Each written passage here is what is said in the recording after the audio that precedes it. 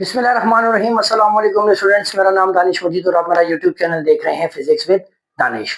तो बच्चों, जैसा कि आप लोगों को पता है कि हम लोगों ने क्लास 10 फिजिक्स का चैप्टर नंबर 11 हमने स्टार्ट किया हुआ था, जिसका नाम है थर्मल ट्रांसफॉर्मेशन। और इसके अंदर हम लोगों ने प्रीवियसली एक टॉपिक डिस्कस किया और स्टार्ट किया जो कि प्रीवियस लेक्चर मेरा उसी के ऊपर है, और उस टॉपिक का नाम है थर्मल एक्सपेंशन।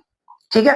अब ये जो थर्मल एक्सपेंशन का टॉपिक है बच्चों, ये मैंने आपको उस लेक्चर में भी बताया था कि हमारे पास ये एक लेंथी टॉपिक है, और इसके अंदर हम लोग पहले थर्मल एक्सपेंशन इन सॉलिड्स देखेंगे, उसके बाद फिर थर्मल एक्सपेंशन इन लिक्विड्स को डिस्कस करेंगे। ठीक हो गया। तो अब हम सबसे पहले थर्मल एक्सपेंशन डिस्कस करें सॉलिड्स के लिए, और प्रीवियस लेक्चर में मैंने लीनियर थर्मल एक्सपेंशन को एक्सप्लेन किया है। अगर तो आपने वो वीडियो नहीं देखी तो मैं लिंक डिस्क्रिप्शन में मेंशन कर दूंगा, आपने वो वीडियो देख लेनी है। अगर तो आप चैनल पे न्यू है तो चैनल को सब्सक्राइब करें, वीडियो को लाइक जरूर कीजिएगा, और अगर आपको ये वीडियो पसंद आए तो अपने दोस्तों के साथ भी शेयर कीजिएगा। तो अच्छा बच्चों, हमारे पास आज का जो हमारा टॉपिक है वो है volume thermal expansion in solid.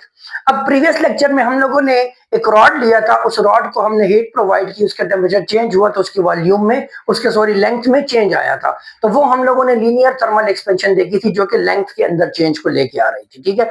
अब हम लोग क्या करेंगे, एक 3 डायमेंशनल एक ऑब्जेक्ट लेंगे, उसका कोई स्पेसिफिक वॉल्यूम है, उस वॉल्यूम को चेंज करते हैं कैसे, बाय हीटिंग। ठीक है। तो वॉल्यूम थर्मल एक्सपेंशन का कॉन्सेप्ट क्या है, change in volume of solid on heating. ठीक है। कि हमारे पास एक ऑब्जेक्ट है, लेट्स सपोज मेरे पास ये एक ऑब्जेक्ट है, और इसको मैं यूं ड्रॉ कर लेता हूं। ठीक है। और इसका इनिशियल वॉल्यूम वी नॉट है। ठीक हो गया। ये कोई 3 डायमेंशनल ऑब्जेक्ट है जिसका कोई वॉल्यूम एग्जिस्ट करता है। ये चलिए इसको मैं थोड़ा सा बैलेंस मैनेज करके यूं बना लेता हूं, ये इस तरह। ठीक हो गया, अब सही है। अब इसका जो इनिशियल वॉल्यूम है वो है बच्चों वी नॉट, और टेम्परेचर इसका होगा इनिशियल वो टी नॉट हो जाएगा। सही हो गया। अब मैं क्या करता हूं, इसको हीट प्रोवाइड करता हूं। मैं इसको क्या करता हूं, हीट प्रोवाइड करता हूं। तो अब हम लोग चूंकि टॉपिक ही यही डिस्कस कर रहे हैं कि volume thermal expansion in solid, तो यहाँ पे मैंने लिखा कि change in volume of solid on heating. अब जाहिर बात है, जब हम उसको हीट प्रोवाइड करेंगे तो उसके टेम्परेचर में चेंज आएगा, और टेम्परेचर के अंदर चेंज आने के साथ साथ इसके वॉल्यूम में भी चेंज आएगा। तो मैं इसका वॉल्यूम कह देता हूं कि जी मेरे पास वॉल्यूम चेंज होके कुछ इस तरह की कंडीशन बन गई है कि ये मेरे पास यूं बन गया।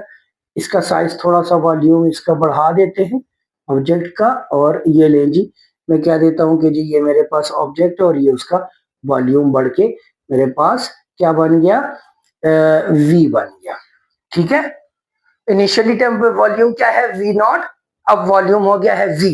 इनिशियल टेम्परेचर क्या है, टी नॉट, अब टेम्परेचर हम टी कंसीडर कर लेते हैं। ठीक है। अब मेरे पास यहाँ पे 2 चीजें आ रही हैं बच्चों, एक मेरे पास आ रहा है यहाँ पे वॉल्यूम में चेंज आया है, और एक मेरे पास किस में चेंज आया है, टेम्परेचर में चेंज आया है। अब हम लोग जरा वॉल्यूम थर्मल एक्सपेंशन की डिपेंडेंस देख लेते हैं।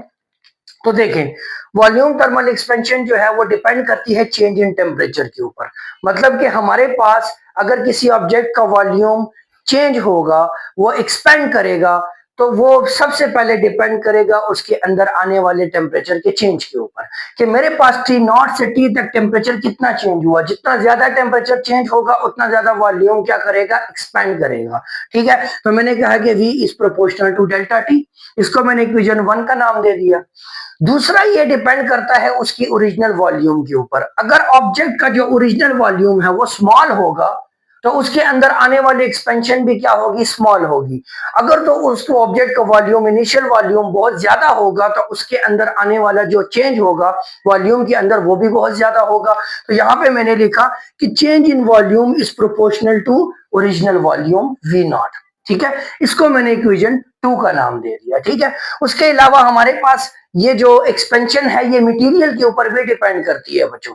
मटेरियल के ऊपर के नेचर ऑफ मटेरियल के ऊपर ये डिपेंड करती है कि मेरे पास different material have different change in volume depending upon the structure and attractive forces. कि हर एक मटेरियल की अट्रैक्टिव फोर्सेस, उनका स्ट्रक्चर, उसके दरमियान इंटरमॉलिक्यूलर फोर्सेस जितनी भी हैं वो डिफरेंट होती हैं डिफरेंट मटेरियल्स की। इसलिए उनके अंदर की जो एक्सपेंशन है वो नेचर ऑफ मटेरियल पे भी डिपेंड करती है। ठीक है। अब यहां से हम लोग इक्वेशन की डेरिवेशन करते हैं। डिराइव करते हैं कि हम लोग अगर लेट सपोज इस वॉल्यूम को फाइंड करना चाहें, ये जो चेंज इन वॉल्यूम है या वो फाइंड करना चाहे जो चेंज हो के वॉल्यूम बढ़ के v को पहुंचा है, तो उसकी वैल्यू हम कैसे फाइंड कर सकते हैं, तो उसको देखिए बच्चों। अब हम क्या कर लेते हैं, हम करते हैं कंपेयर इक्वेशन 1 एंड 2। तो जब इक्वेशन 1 और 2 को कंपेयर करेंगे तो delta v is proportional to v naught del t। सही हो गया। अब यहां से प्रोपोर्शनलिटी साइन को खत्म करेंगे तो मेरे पास आ जाएगा जी डेल v इक्वल्स टू, अब यहां पे proportionality sign linear thermal expansion में प्रोपोर्शनलिटी साइन था alpha, volume thermal expansion in solids में आ जाता है बीटा, और बीटा के साथ आ जाएगा v नॉट और डेल t। समझ आई आपको? तो अच्छा, ये हमारे पास आ गया चेंज इन वॉल्यूम। क्या आ गया? Change in volume. ठीक है, ये इक्वेशन ए हो गई। अब इसके जरिए हम लोग इस वॉल्यूम का जो चेंज आया है वो इस इक्वेशन को यूज करके हम लोग फाइंड कर सकते हैं। अब इसमें ये जो बीटा है, नाउ व्हाट इज बीटा? तो बीटा हमारे पास है, बीटा को हम कहते हैं बच्चों proportionality of constant, proportionality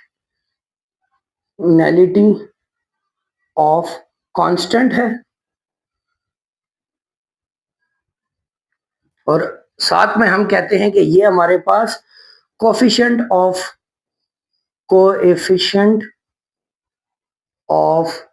volume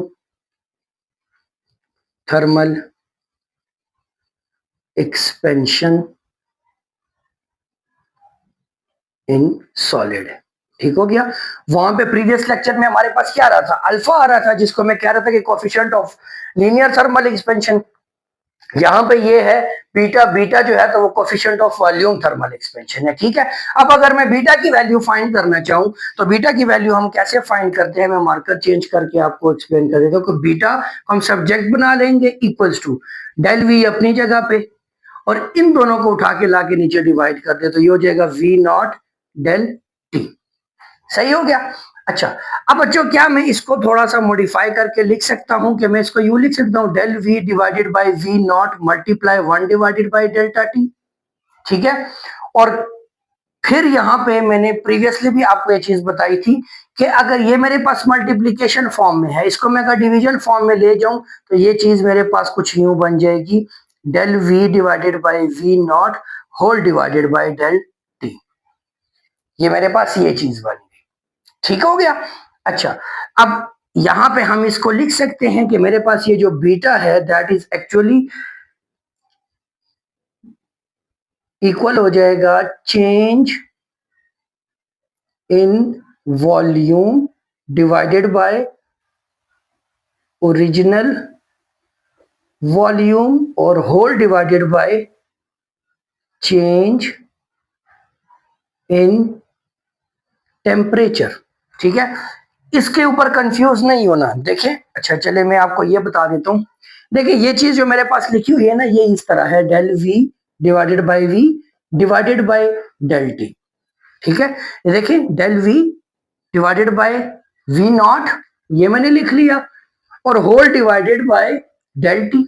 अब जब हम डिवीजन को मल्टीप्लीकेशन में कन्वर्ट करते हैं तो ये वी नॉट हो जाएगा और मल्टीप्लाई 1 ओवर डेल्टा टी। अब आप इसको मल्टीप्लाई करें तो यही चीज दोबारा नहीं बन जाएगी, कहां गई ये चीज? तो इसीलिए मैंने इसको इस फॉर्म में लिख लिया, कोई इतनी रॉकेट साइंस यहाँ पे नहीं लगी। ठीक हो गया।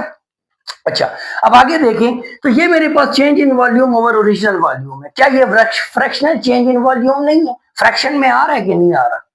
ठीक हो गया। जैसे प्रीवियस लेक्चर में हमने फ्रैक्शनल चेंज इन लेंथ किया था, यहाँ पे फ्रैक्शनल चेंज इन वॉल्यूम आ जाएगा। तो ये हो जाएगा fractional change in volume divided by change in temperature.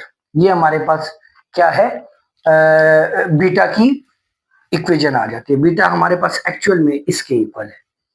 इसको हम डिफाइन करते हैं कि beta is defined as the fractional change in volume with respect to change in temperature. समझ आई? अच्छा, अब अगर आप बीटा का यूनिट निकालना चाहें तो बीटा का यूनिट आप कैसे निकाल सकते हैं? तो सिंपल, मैं यहां से इसको जरा मिटा देता हूं।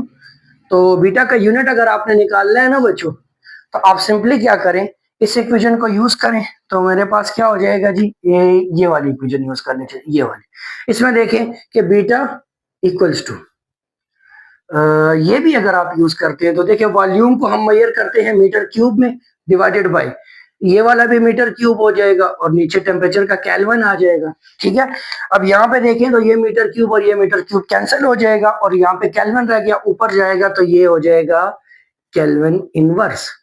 अब अगर आपको याद हो तो अल्फा के लिए भी तो हमारा यूनिट यही आ रहा था। ठीक है, अब इन दोनों के दरमियान अगर आपने रिलेशन देखना है तो रिलेशन आप कैसे फाइंड कर सकते हैं, तो देखिए बच्चों मेरे पास यहां से यहां तक ये भी तो लेंथ है, इसको एल नॉट कह दो, यहां से यहां तक ये भी लेंथ है एल नॉट, और यहां से यहां तक ये भी मेरे पास एक लेंथ है एल नॉट। ठीक हो गया, 3 लेंथ्स होती हैं हमारे पास, चले ये वाली। ठीक है, अब तीनों लेंथ्स को जब मल्टीप्लाई करेंगे तो वॉल्यूम बनेगा कि नहीं बनेगा। अब यहाँ पे जरा गौर से देखें तो इसके अंदर जो चेंज आएगा तो क्या वो अल्फा नहीं होगा, यहाँ पे जो चेंज आएगा वो भी अल्फा होगा, यहाँ पे भी जो चेंज आएगा वो अल्फा होगा। ठीक हो गया, लीनियर थर्मल एक्सपेंशन। तो अब बीटा हमारे पास एक्चुअल में इक्वल हो जाएगा alpha plus alpha plus alpha, और बीटा इक्वल्स टू 3 अल्फा। ये हमारे पास एक्चुअल में क्या है, relation between volume and linear and volume coefficients. ठीक हो गया, तो ये आपके पास आ गया relation between alpha and beta, relation between alpha and beta. ठीक हो गया। अच्छा, अब बात ये है कि अगर आप v, ये जो वॉल्यूम की वैल्यू है, ये वॉल्यूम, अब मैं आपसे पूछता हूं कि आप मुझे बताओ कि मैं ये वॉल्यूम कैसे कैलकुलेट कर सकता हूं, मुझे ये वॉल्यूम की वैल्यू निकालनी है, मैं इस वॉल्यूम को कैसे फाइंड करूंगा। तो उसके लिए कोई लंबी चौड़ी डेरिवेशन नहीं है बच्चों, बस आपने सिंपली क्या करना है, अगर तो आप लोगों ने चीजें नोट नहीं की ना तो वीडियो को स्टॉप करके आप ये नोट कर सकते हैं। ठीक है, तो इसमें आपके पास क्या होगा, देखें इसी इक्वेशन को हम थोड़ा सा आगे लिखते हैं कि मेरे पास डेल्टा वी किसके इक्वल हो जाएगा, वी माइनस वी नॉट के इक्वल हो जाएगा, और यहाँ पे आ जाएगा beta V naught del T. अब वी फाइंड करना है तो उसको उठा के उधर फेंक दो, तो V equals to V naught plus beta V naught del T. अब यहाँ पे देखें तो दोनों में वी नॉट कॉमन है कि नहीं है, यहाँ पे भी वी नॉट कॉमन है और यहाँ पे भी कॉमन है, दोनों से यहाँ से हम लोग वी नॉट को कॉमन ले लेंगे तो ये आ जाएगा V naught into 1 plus beta del T. लें जी, आपके पास ये फार्मूला भी आ गया जिसके जरिए आप ये जो वॉल्यूम चेंज होके जो वॉल्यूम आया है ना उसकी वैल्यू भी आप कैलकुलेट कर सकते हो। ठीक हो गया बच्चों, मुश्किल टॉपिक्स नहीं है, आसान टॉपिक्स हैं, बस जस्ट आपको इनकी डिपेंडेंस का पता हो, छोटी छोटी सी डेरिवेशंस हैं और इतनी कोई इसमें रॉकेट साइंस हमें देखने को नहीं मिलती। बस हमें ये पता होना चाहिए कि जब भी हम किसी भी मैटर को हीट अप करते हैं, उसका टेम्परेचर चेंज करते हैं तो उसके अंदर एक्सपेंशन आती है। क्यों आती है, बिकॉज उसके अंदर एटम्स मौजूद होते हैं, मॉलिक्यूल्स मौजूद होते हैं, तो वो जैसे ही हीट गेन करते हैं तो वो एक दूसरे के ऊपर फोर्स लगाते हैं जिससे उनके दरमियान हमें एक्सपेंशन देखने को मिलती है। ठीक हो गया, तो उम्मीद करूंगा कि आपको ये टॉपिक समझ आया होगा। बच्चों कोई भी क्वेश्चन हो, कोई भी क्यूरी हो तो मुझे कमेंट करके जरूर बताएं। नेक्स्ट वीडियो तक अपना ख्याल रखें, तब तक के लिए अल्लाह हाफिज।